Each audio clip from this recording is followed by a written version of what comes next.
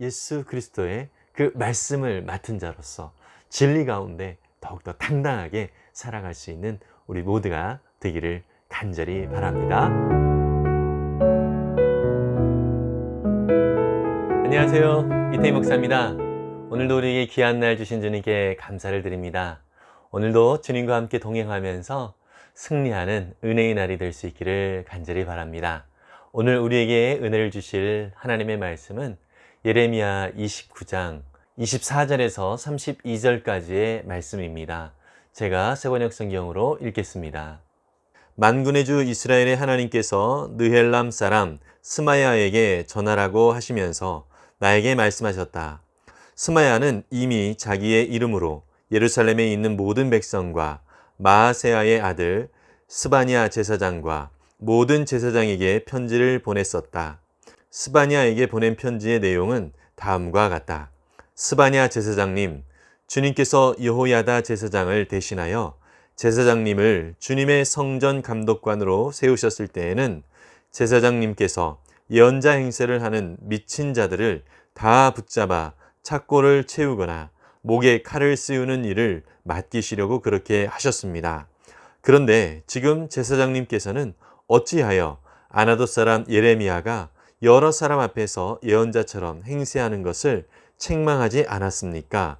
그는 바빌로니아에 있는 우리에게 아직 때가 멀었다고 하면서 이곳에서 정착할 집도 짓고 과일을 따 먹을 수 있도록 과수원도 만들라는 전갈까지 보내왔습니다. 스바냐 제사장은 이 편지를 나 예언자 예레미야에게 읽어주었다. 그때 주님께서는 스마야에 관한 다음과 같은 예언을 바빌론에 있는 모든 포로에게 보내라고 나에게 말씀하셨다. 나 주가 느헬람 사람 스마야와 그의 자손에게 벌을 내리겠다.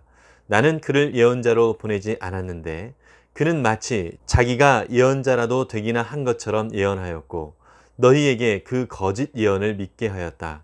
그러므로 나 주가 말한다. 스마야가 그들에게 나 주를 거역하게 하는 말을 하였으니 그는 자손을 보지 못할 것이다. 이 백성과 함께 어울려 살 자손이 없을 것이다.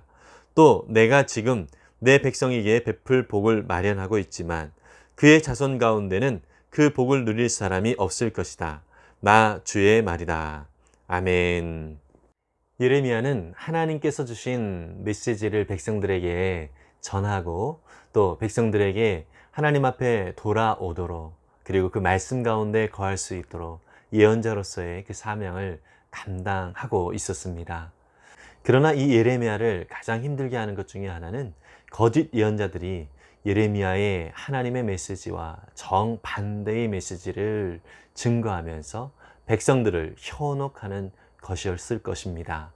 이미 우리가 28장에서도 살펴보았던 것처럼 하나냐라고 하는 거짓 예언자는 백성들에게 2년 안에 바벨론 포로에서 돌아오게 될 것이다 라고 이야기를 하면서 바벨론의 세력을 무시하게끔 만들고 결국 바벨론에서 사람들이 폭동을 일으키면서 많은 사람들이 죽게 만들기도 했습니다. 이 하나냐는 예레미야가 메고 있었던 나무 멍에를 꺾고 결국 바벨론의 멍에를 이렇게 우리가 꺾게 될 것이다 라는 의미로서 백성들에게 보다 확실하게 바벨론에서 돌아올 것이다 라고 하는 것을 퍼포먼스를 통하여서 보여주기도 했지요. 그런데 하나님의 말씀은 무엇이었죠? 오히려 쇠 멍에를 지는 것과 같은 그러한 모습으로 이 유다 백성들이 더 큰 고통을 당하게 될 것임을 말씀을 하셨지요. 결국 예레미야를 통하여서 하나님은 이 하나냐 거짓 선지자에게 심판의 메시지를 전했고요. 이 하나냐는 결국 2년 만에 죽음을 당하게 되는 그런 심판을 당하게 된 것을 우리는 28장에서 살펴보았습니다. 29장 15절에서 23절까지의 말씀을 우리가 어제 살펴보았는데요. 거기에서도 두 명의 거짓 예언자들이 나오죠. 바로 아합과 시드기야였습니다. 이 두 사람 역시 백성들을 현혹하고 포로의 삶이 결코 길지 않을 것이다 라는 말을 했던 사람들입니다. 그런데 이 사람들의 결국은 어떻게 되죠? 바벨론 왕 느부갓네살 왕 앞에서 화형을 당하게 되고 또 이들의 죽음은 그 후손들에게도 계속 회자가 되어지면서 비참한 결말을 맞게 되는 것을 우리는 확인했습니다.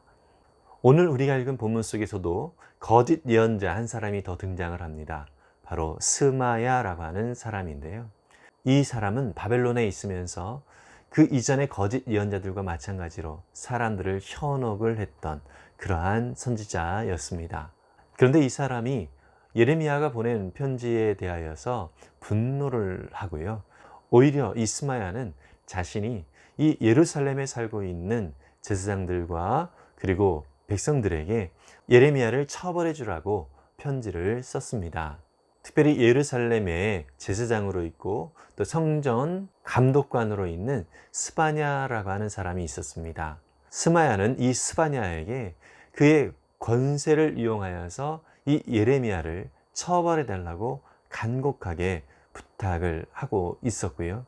그리고 그렇게 처벌을 하지 않으면 당신은 직무유기를 하는 것과 마찬가지입니다 라고 하면서 이 스바냐를 압박을 주는 그러한 내용의 편지를 보냅니다. 그런데 다행히도 이 스바냐는요, 예레미야와 더불어서 친밀한 관계였다라는 것을 우리는 좀 유추해 볼 수 있습니다. 왜냐하면 이 스바냐가 이 스마야로부터 받은 편지를 예레미야에게 직접 보여주었습니다. 그것은 이 스바냐가 어느 정도 예레미야에 대한 신뢰를 가지고 있지 않았는가 우리가 추측을 해볼 수 있습니다. 이 예레미야는 한편으로 상당히 힘겹고 외로운 그러한 선지자로서의 사명을 감당하고 있었지만 하나님께서 때로 이렇게 예레미야를 위로해주고 또 격려해주고 또 예레미야와 함께 편이 되어주는 그러한 사람들을 남겨두셨다라고 하는 것을 우리는 알 수 있습니다. 예레미야는 이 편지를 읽고 하나님께서 이 스마야에게 행하시는 그러한 심판의 메시지를 또한 말씀을 하고 있는 것을 볼 수 있습니다.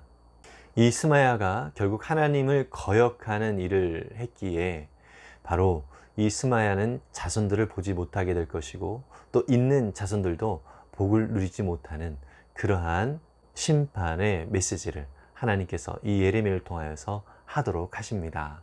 오늘 스마야의 경우와 또 우리가 앞서 살펴본 하나냐 그리고 아합, 시드기야의 경우와 같이 모든 거짓 예언자들은 하나님 앞에서 결국 심판을 당하게 되어지고 그들의 결말은 비참하게 된다는 사실을 우리는 확인하게 됩니다. 진리는 결국 승리하게 되어 있습니다. 예레미야는 참으로 외롭고 힘겨운 그러한 시간들을 보내고 있었을 것입니다. 하지만 그가 하나님을 의지하고 그 어두운 세상 속에서 영광의 빛 대신 그 하나님의 메시지를 증거하며 나아갔을 때에 당장은 외로운 것 같지만 결국 하나님께서 그로 하여금 승리의 은혜를 맛보게 해 주십니다. 우리가 이 세상을 믿음으로 살아가고 또 진리 가운데 살아가려고 할 때에 세상은 끊임없이 오늘 스마야와 같이 우리를 정죄하며 공격을 해 올 수도 있습니다. 그리고 또 우리가 그렇게 믿음으로 살아가려고 애쓸 때에 위축이 되어질 수도 있습니다. 그러나 하나님은 우리를 거룩한 하나님의 백성으로 이 땅에 보내주셨음을 꼭 기억할 수 있기를 바랍니다. 그래서 더욱더 당당하게 이 땅 가운데서 하나님의 거룩한 말씀을 우리의 삶 가운데 담고 또 어두운 이 세상에 하나님의 거룩한 빛으로 살아가는 저와 여러분들이라는 사실을 꼭 기억하기를 바랍니다. 방귀 낀 사람이 성낸다라는 속담이 있습니다. 세상은 어쩌면 우리를 향하여서 더 성을 내면서 공격을 해 올 수 있습니다. 그러나 하나님은 결국 우리로 하여금 이 땅의 어두움을 몰아내게 하는 그러한 은혜의 자리에 우리를 세워 주실 것입니다. 그렇게 인도하실 하나님을 우리가 믿음으로 바라보면서 오늘 우리의 삶 속에서 더욱더 당당하게 나아가는 우리 모두가 되기를 간절히 바랍니다. 로마서 8장 19절에 보면 이 세상의 모든 피조물들은 하나님의 아들들, 하나님의 자녀들이 나타나기를 간절히 고대하고 있다라고 말씀하고 있습니다. 저와 여러분들이 위축되어지지 말고 오히려 이 세상 가운데 하나님의 거룩한 자녀로서 합당하게 당당하게 바로 서서 이 땅 가운데 주님의 그 말씀을 들고 담대히 나아갈 수 있기를 바랍니다. 그러할 때 주님께서 우리에게 힘을 주시고 믿음으로 살아가는 삶의 기쁨과 그 풍성한 은혜들을 맛보게 해 주실 것입니다. 주님은 우리를 마태복음 5장 14절에 보면 세상의 빛이라라고 그렇게 선언해 주셨습니다. 그렇습니다.